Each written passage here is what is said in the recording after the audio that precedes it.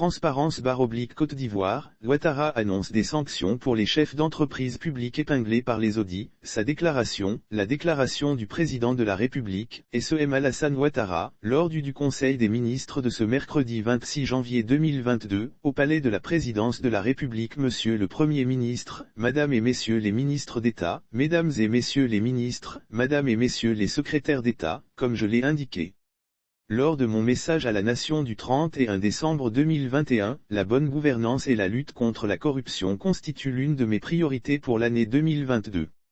À cet égard, l'État de Côte d'Ivoire s'est doté de dispositifs réglementaires et législatifs cohérents, afin d'améliorer la gestion des affaires publiques. Toutefois, les actions entamées en 2021, notamment les derniers audits réalisés dans certaines entreprises du portefeuille de l'État, ont révélé des irrégularités importantes auxquelles il convient de remédier. On peut citer, notamment, les irrégularités liées aux passations de marché, le coût élevé et l'inopportunité du recours à certains emprunts, les comptes bancaires ne figurant pas dans la comptabilité des entreprises, les insuffisances au niveau du contrôle interne, les dépenses injustifiées, le montant élevé des dons, commissions et honoraires, et plus généralement la non-maîtrise des charges. La gravité de ces dysfonctionnements exige, au-delà des mesures coercitives déjà prises à l'encontre des dirigeants sociaux concernés, la mise en place d'un cadre renforcé de suivi et de contrôle de la gestion des entreprises publiques. Un accent particulier devra donc être accordé au respect du cadre législatif et réglementaire des entreprises publiques en vigueur, notamment les règles de passation des marchés publics et de recours à l'emprunt, à un meilleur suivi du bilan de gouvernance des entreprises publiques. À cet effet, je souhaite qu'au terme de chaque exercice comptable, une communication en Conseil des ministres sur le bilan de gouvernance des entreprises publiques soit présentée, à une plus grande responsabilité des directeurs généraux, des membres du conseil d'administration et surtout des ministres de tutelle qui doivent renforcer leur contrôle a priori. À cet effet, les représentants de l'État aux différents conseils d'administration doivent régulièrement rendre compte à leur hiérarchie.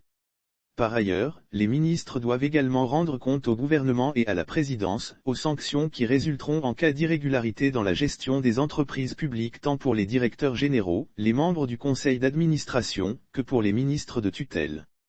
J'ai instruit Monsieur le Premier ministre à l'effet de prendre les dispositions pour la mise en œuvre diligente des orientations que je viens d'indiquer, ainsi que des recommandations des audits réalisés. Pour terminer, je voudrais demander à chacune et à chacun de vous de promouvoir davantage la culture de la bonne gouvernance et la transparence dans la gestion des affaires publiques, pour le bien-être de nos compatriotes.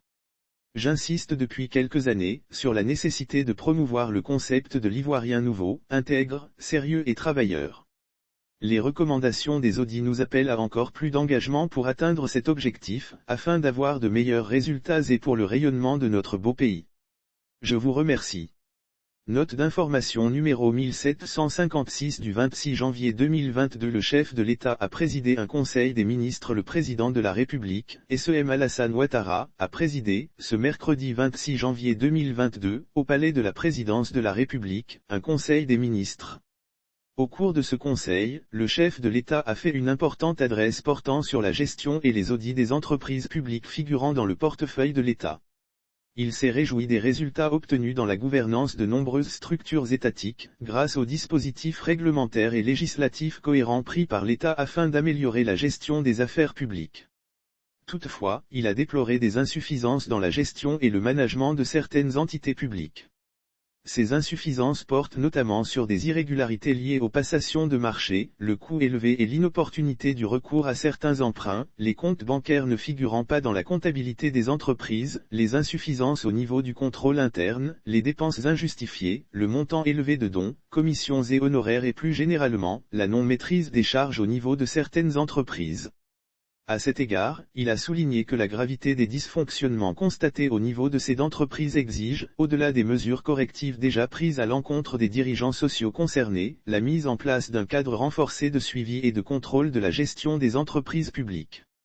Dans ce cadre, le chef de l'État a instruit le Premier ministre, M. Patrick Achi, à l'effet de prendre des dispositions pour la mise en œuvre diligente des orientations données ainsi que des recommandations des audits réalisés.